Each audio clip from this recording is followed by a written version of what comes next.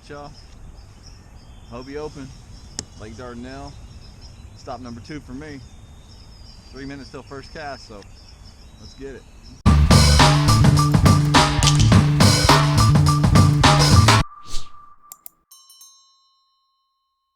Alright, y'all, so I'm back from the Hobie Open on Lake Dardanelle. The tournament didn't go as planned, especially for a tournament that's right here in Arkansas, where I'm from. It's a lake I'm not extremely familiar with, but familiar enough that I thought I had a chance to put up a good finish and continue my march to try to make the Tournament of Champions at the end of the year. I had a good finish in the first Hobie Open event of the year. Was hoping for another one. It didn't go that way. They don't always go as planned. So I'm going to break down my tournament day for you anyway, because even during a bad tournament, you can learn from your mistakes. I went down to Dardanelle the weekend before to pre-fish. Really struggled the weekend before until almost the end of the weekend. I figured out a little something and went back to the area where I got bit at the end of the previous weekend on Friday, the day before the tournament. Cut all my hooks off. Threw a creature bait around a little bit with basically the hook points cut off so I couldn't hook the fish to see if they were still there. What I expected was more fish moved into the area, and on the Friday before the tournament, when I got there, I couldn't shake the fish off. I mean, if I'd have had a hook on there, I'd have hooked them all even if I didn't set the hook. They got it and held on to it so long, it seemed like.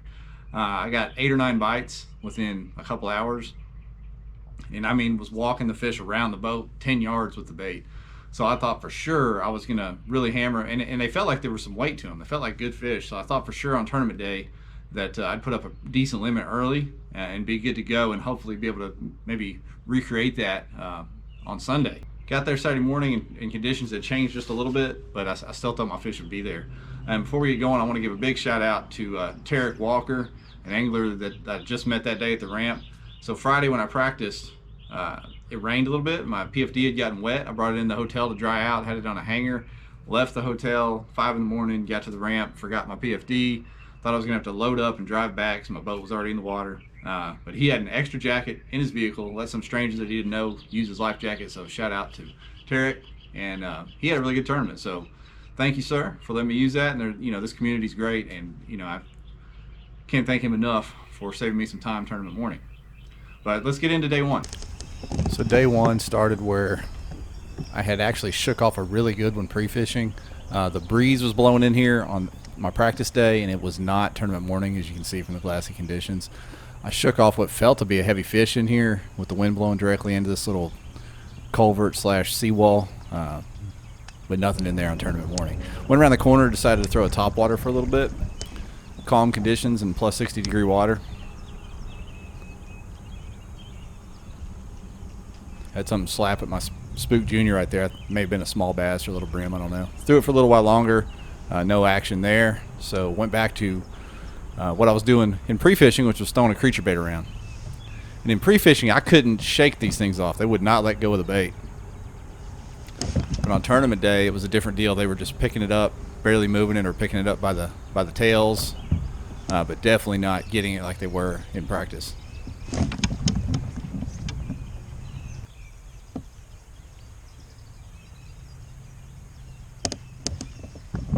Finally did hook up with a fish, but it ended up being an under. Minimum for this tournament was 12 inches. This one was 10.5. Decided to cut through this opening in the embankment here. This was an old dam with a pond behind it, and I shook one off back here in the edge of this grass. You can't see them on the beds back here because the water's stained, but they were definitely there.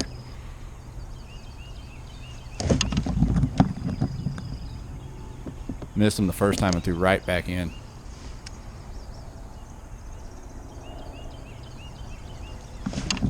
I kind of like bed fishing like this where you can't see them. Feels like you have a little more of an advantage where you can't see them, but they can't see you either, so you can keep flipping right in there on top of them, and they don't seem to spook as easy. Yeah, fish number 1 broke the ice. It's ready to go, so I continued to work this old pond area back here behind the bridge, or the old bridge. Looking for fish number 2 and maybe a little pattern. Ended up getting really lucky here because I got hung up on either a stump or something right below that little root ball on the bank. Didn't get too hasty and try to pull it loose or put too much pressure on it. Just Gonna ease back in there. By the time I got to my bait, fish actually took it off the hang up for me. Felt like this kind of made up for some of the fish I had missed earlier.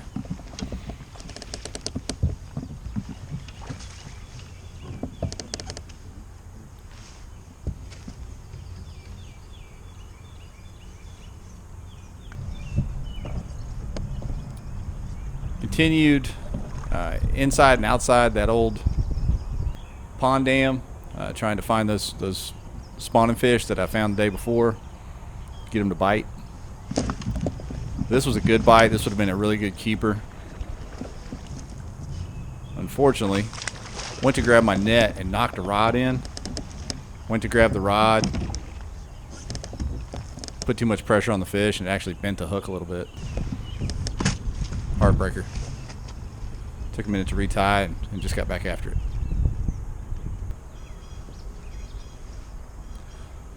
Still throwing a creature bait, but I switched up to a larger bait with a smaller weight to see if the fall rate mattered. And for this one, it actually worked. Got one to take it on like the third cast after that change.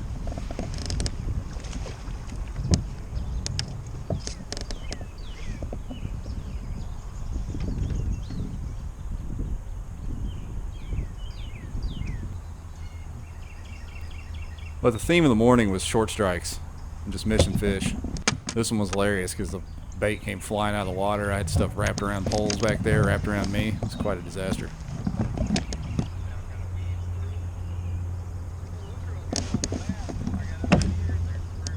Another miss.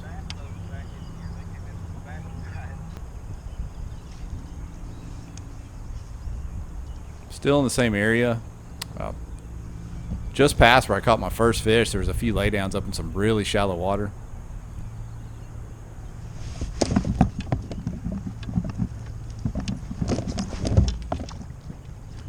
Another solid keeper.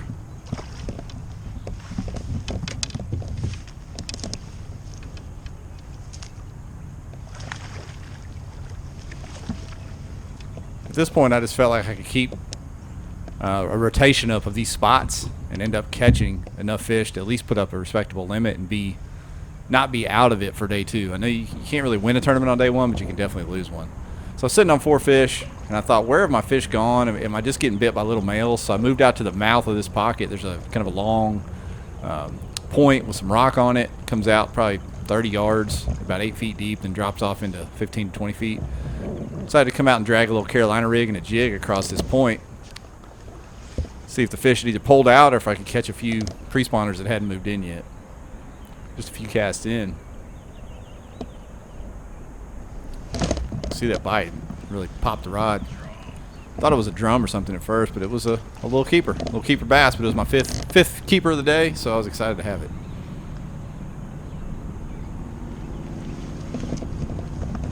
Still early in the day. I thought I had a chance to really cull throughout the day, but this really settled me down and thought, okay, I can really move up, get up near 80 inches. At this point, I was in the low 70s. But it just wasn't meant to be on day one. Decided to make a move to an area where I shook off a few good ones in practice once again. Is there a bunch of people down that way? Yeah. Okay. I got my limit. I just got to try to cull. Let's go. That's what I need.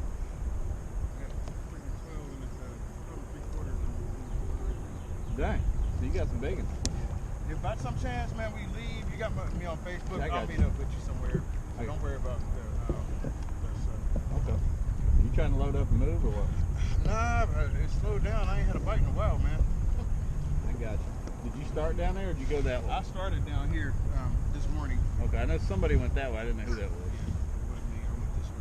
It was me and another guy. I know Richie went that way. I didn't know how far he went. Yeah, he went way past me. So I got you. I couldn't see his light no more. So he's probably went under the bridge down there. Okay. Yeah, just keep fishing, man. They'll come. Yeah. So I moved to these 2 pockets I'd found off the main river channel where I shook off what felt to be a couple good fish. Later found out that Richie McMichael, who had a really good day in the mid 80s, had already hit this pocket, and it's where he actually caught 2 of his better fish. But it is what it is. You gotta learn how to fish around and behind other people. Wrapped up day one by the ramp, just fishing some riprap, and ended up with a limit in the low 70s, and it was time to plan for day two. All right, so after day one, I was sitting down in the 70s, even though I had a limit. There was 125 people in the tournament, and even with a limit, I was in the mid 70s in the standings with 72 inches or 72 and a half inches. But they were really, really tight. I mean, I was one good fish from moving up 20 spots, so I wasn't that worried about where I was. I thought I knew I didn't really have a chance to win unless I put up 100 plus inches, but I did have a chance to have a good finish still. I ran into my teammate, Old Town teammate and friend Garrett Morgan at the end of day one. He said he had a little deal where he was in the same boat I was. He had a similar limit. We were both in about the same place in the standings. He thought he had some fish that we could both move to, fish together, have a good time, and maybe move up in the standings a little bit while fishing a different area than we did on day one. And Garrett, awesome guy, great fisherman. But the one lesson I learned is it is really hard to go fish for other people's fish in other people's areas.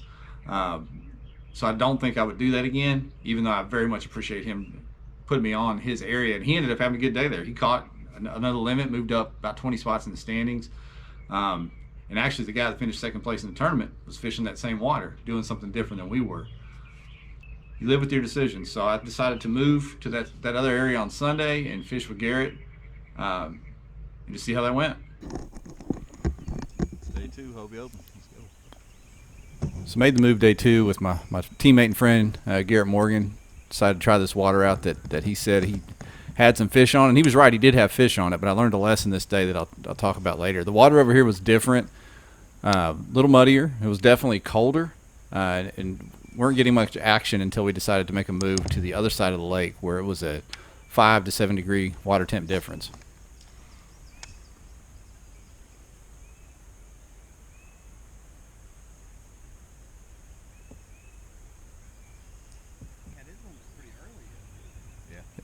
It looked really good. I mean, there was a lot of laydowns and things, but the water here, they were pulling water out of the lake, and this little area in particular was shallow anyway, so it took all the water out of these snags and laydowns. On our way to the other side of the lake, we stopped, made a few casts on this grassy point here, and first flip on this point, I thought my day was going to change right here. This actually ended up being my best fish of the tournament.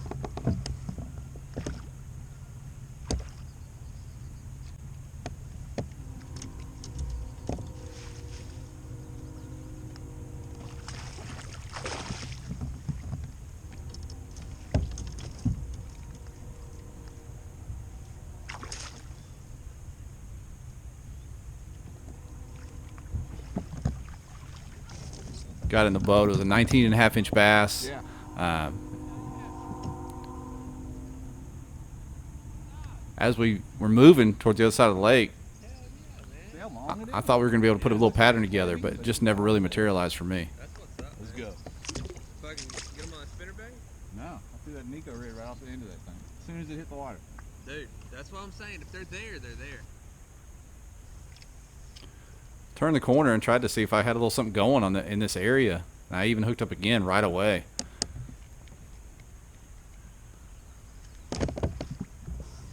Guess I didn't get a good hook in it, but I did see it flash, and it was another solid keeper, not a giant, but didn't realize until later how important this bite was.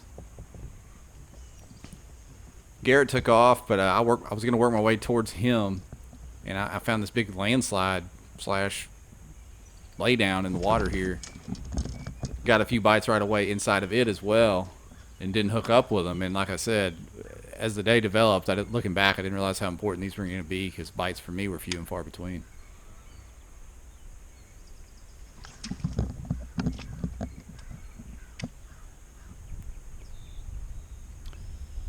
Ended up on the other side of the lake where Garrett was, big lily pad field in the back end of a spawning pocket. He had already caught 8 or 9 fish by the time I got there. And I tried to replicate what he was doing. He was even cool enough to tell me the exact bait and kind of exactly what he was doing. But I could not get bit doing the same thing. It's kind of a lesson to learn that it is real hard to catch other people's fish.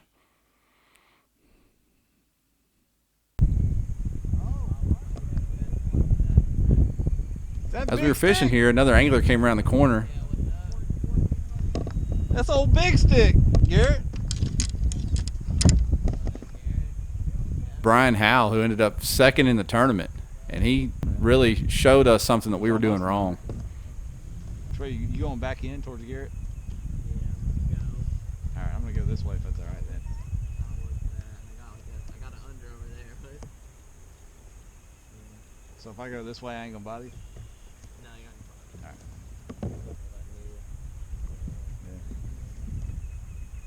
There's a couple little areas where I just Speaking of unders. So we left the area to Brian. He was throwing moving baits over there, and he was on the right deal, so we let him have it. I moved back to something more familiar to me, which is steeper banks with a little rock on it, not as much vegetation. Channel kind of started this boathouse here. I threw a chatterbait down the edge of it. Got bit, threw right back in there.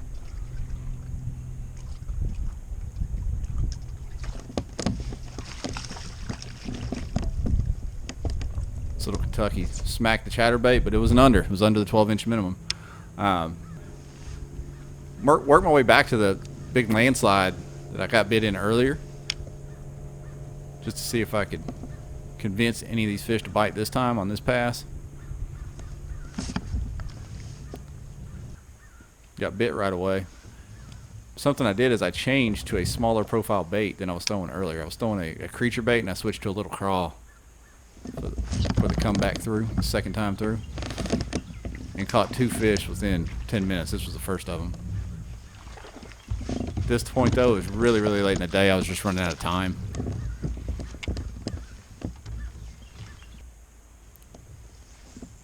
Got that one measured, went right back into the same little brush pile.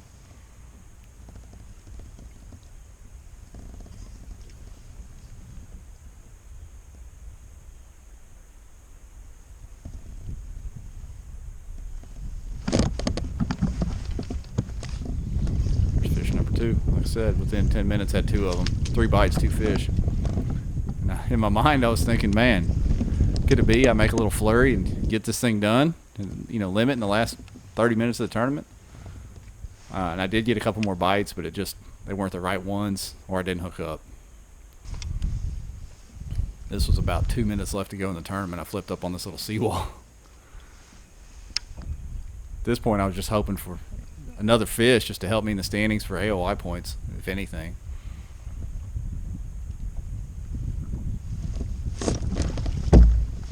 This poor little fella ricocheted out the front of the boat. I set the hook so hard, but he was an under as well.